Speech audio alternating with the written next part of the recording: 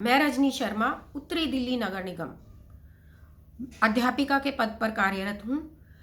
आपको बताती हूँ कि आपातकालीन स्थिति जो हमारे देश पर आ गिरी अचानक से, कोरोना महामारी, तो उसके में हमारे ऊपर क्या बीती।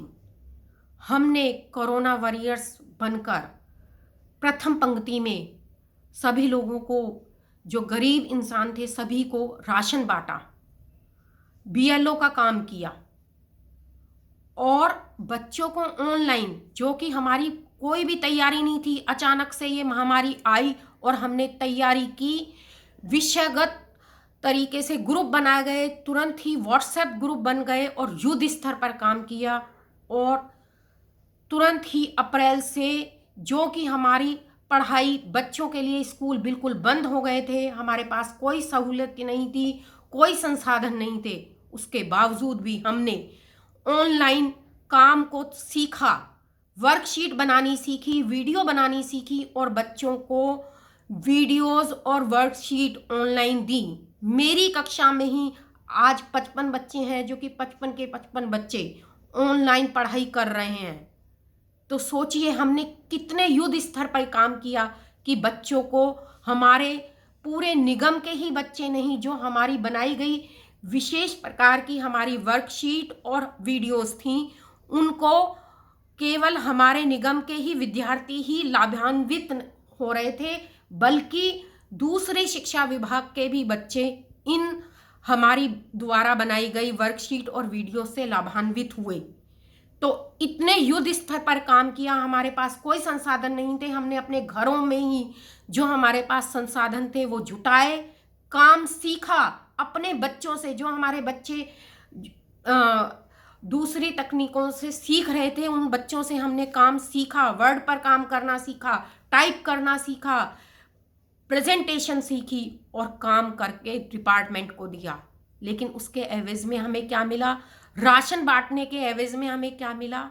6 महीने से वेतन नहीं। ये है हमारी दुर्दशा। ऐसी दुर्दशा कि हमें बार बार धरने प्रदर्शन करने पड़ रहे हैं अपने मूल अधिकारों के लिए। जितना हम अपना समय इन धरने प्रदर्शनों में करते हैं, उतना अगर हम और ज़्यादा अपने बच्चों के लिए करें तो कितना अच्छा हो। हमारे देश की शिक्षा कहाँ पहुँचे? धरना प्रदर्शन, हड़ताल हमारी कोई भी हमारा शौक नहीं है, हमारी मजबूरी है, क्योंकि हमें 6 महीने, पूरे 6 महीने वेतन ना मिले हुए हो गया है। कहते हैं कि अगर हम अपना कर्तव्य निभाएंगे तो हमें अधिकार मिलेगा, लेकिन हमारे साथ तो एक तरफा व्यवहार, सिर्फ कर्तव्य निभा रहे हैं। 1 बार नहीं, 2 बार नहीं, 3 बार नहीं, 4 बार नहीं, 5 बार नहीं, 6 महीने से लगातार बिना बोले हर तरीके से जो भी संसाधन है निभा रहे हैं, लेकिन फिर भी हमें कोई अधिकार नहीं दिया जा रहा। उसके लिए हम क्या करें?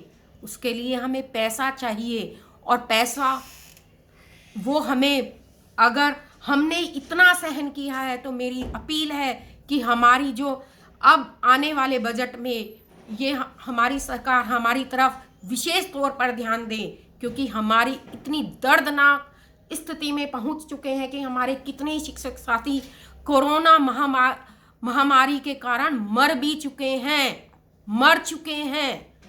तो सोचिए किस स्थिति में, क्योंकि हमारे पास अपना इलाज कराने तक के लिए पैसे नहीं है। सोचिए दिल्ली के एक शिक्षक की कैसी दुर्दशा की जा रही है।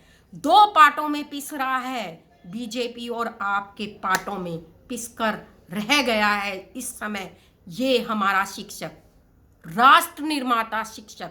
सोचिए, और दिल्ली का शिक्षक, जो दूसरे प्रांत के शिक्षक हैं, वो भी हम लोगों के बारे में सोच के दहल जाते हैं कि इतनी दुर्दशा, 6 महीने हो गए वेतन ना मिले, कैसे होगा? तो उसके लिए मेरी अपील है कि जितना हमने सहन किया है, आने वाले बजट में शिक्षा के लिए स्पेशल कुछ और भत्ता दिया जाए, जिससे कि हमें अनेक तकनीकी मिल सके और नव तकनीकी से हम अपने बच्चों को भविष्य सुधार सकें, क्योंकि जो ये बच्चे पढ़ रहे हैं ये भी तो देश का भविष्य हैं जो हमारे पास आते हैं। क्या इन बच्चों के लिए किसी का कर्तव्य नहीं है? क्या सरकार के ये नागरिक नहीं है जो मासूम से बच्चे हमारे पास आते हैं?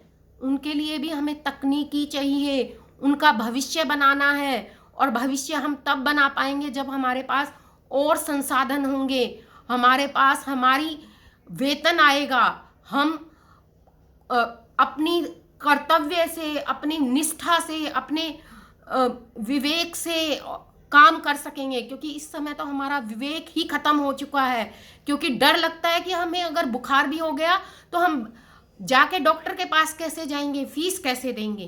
तो मेरी अपील है कि हमारे इस निगम के शिक्षक के ऊपर भी विशेष ध्यान दिया जाए। जो हमारी दुर्दशा हो रही है इसको सुधारा जाए।